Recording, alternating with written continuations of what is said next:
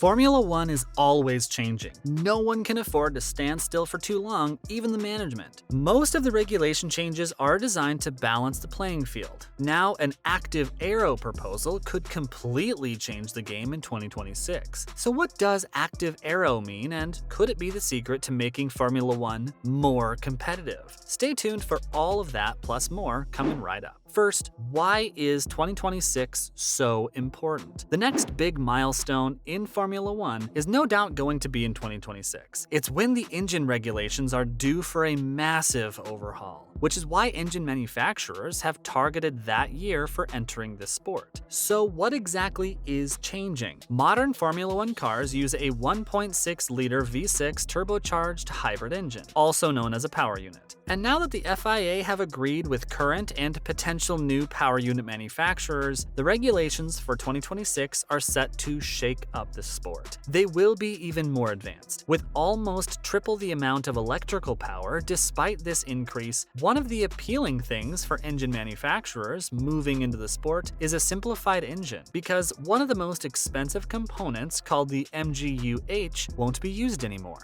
There are other big changes coming that you need to know about too. The first thing that's different will be the use of fully sustainable fuels. On top of that, less than half the amount of fuel will be used each race compared to the amount used back in 2013. This will be the biggest leap forward in reducing the environmental impact of the sport. Hold on though, there's been a big delay. But not all of the 2026 regulations are official just yet. Audi have committed to entering the sport in 2026 and will be taking Alfa Romeo's place as they partner with Sauber, and that's good for the future of the sport. But current manufacturers have been the ones dragging things along. Though FIA President Ben Sulayem says that there are still some minor legal issues, but the big picture is basically set in stone. The deadline for the regulations were originally set for the 15th of November, but have been pushed back. Red Bull team principal Christian Horner says that there's still an awful lot of discussion about governance, technical regulations, and financial regulations. If the teams agreed on everything, it wouldn't be Formula One. And Red Bull have an extra special interest this time. Starting in 2026, for the first time, they will be a fully independent team. That means that they won't just contract the chassis of their cars, but through their new company, Red Bull Powertrains, they will also take over Honda's manufacturing to create their own engines. After years of complaining about engine suppliers, Christian might be about to learn just how difficult it is to design a solid engine. But after poaching dozens of top staff members from Mercedes' engine department, they are on the right track to success. They will be constantly looking over their shoulder with even tighter competition in 2026. So, how did 2022's regulations go? After the 2022 campaign has finally wrapped up, it's time to take a look back. Did Formula One's radical new technical regulations really make for better racing? The idea was to allow closer, more exciting wheel-to-wheel battles by removing some of the dirty air and using different aerodynamic effects. So,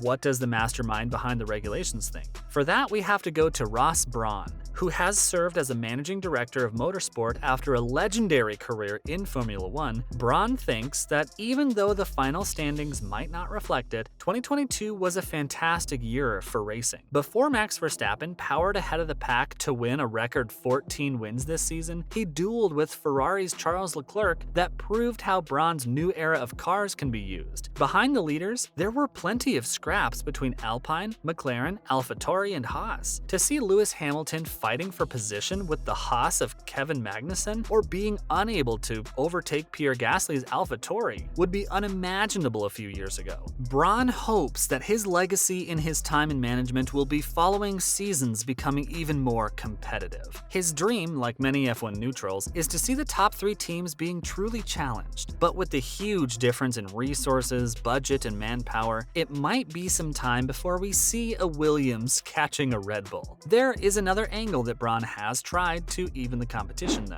How did money define last year's championship? Coming into last season, one of the big questions was how the FIA were going to handle teams breaching financial regulations. With a new strict budget cap in place, they were going to need a big penalty to discourage any repeat offending. Well, now we know. Red Bull were found guilty of a minor overspend, and their punishment was a $7 million fine plus a 10% reduction in aerodynamic research time for next year's season. season. Analysts predict that these penalties are going to hurt Red Bull going into the 2023 and 2024 seasons, but they were allowed to hold on to last year's title. Opinion is divided in the paddock on whether or not it's a fitting punishment. When it was revealed that Red Bull had overspent in their 2021 campaign, Mercedes rivals Lewis Hamilton and Toto Wolff both claimed that each $500,000 could have brought a significant new upgrade or even win a race. Red Bull overshot the mark by $2.2 million,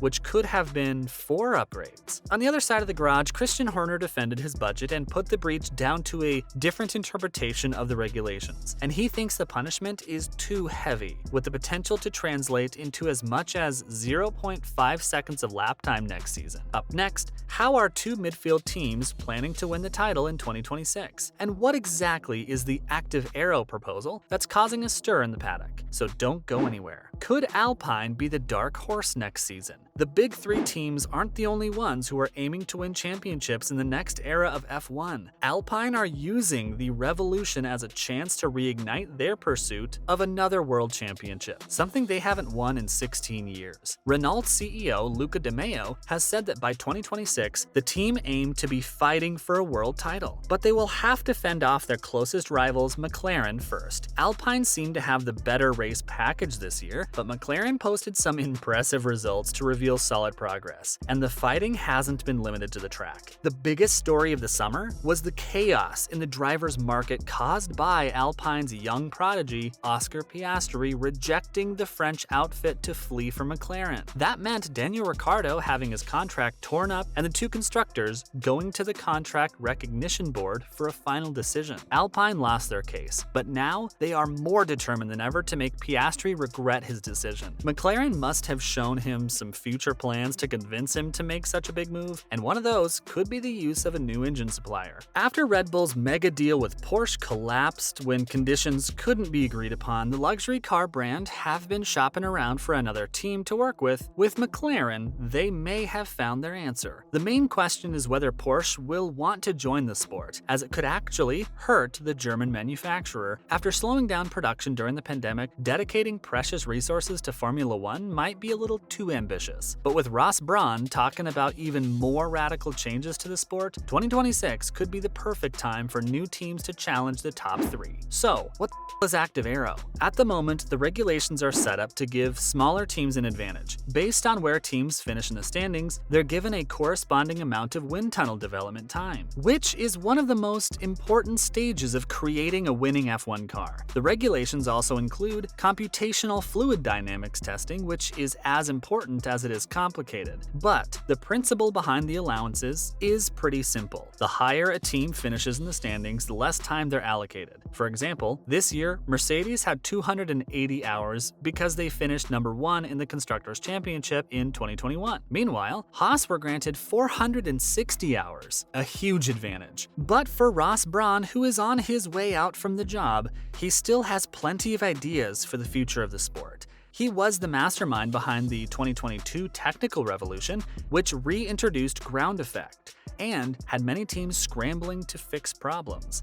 But Brawn thinks that 2022 didn't go far enough. Now he has revealed that 2026 could be the beginning of more active aero regulations. What that would mean would be to change the aerodynamics of a car during a race to give an advantage. F1 already has a level of this with the drag reduction system, also known as DRS. When a driver is within a second of a car in front, they can activate the DRS, which gives them less drag and speeds them up by around 10 kilometers per hour. Brawn is proposing that active aero could affect the driver in front too, so that the car would lose a little bit of downforce at the same time. He also said that the FIA are ready to look into the data and see what can be done. Do you agree with adding more handicaps to make Formula One more competitive? Or should the managers leave the cars alone? Let us know what you think in the comments below. Thanks for watching, and don't forget to like and subscribe for more.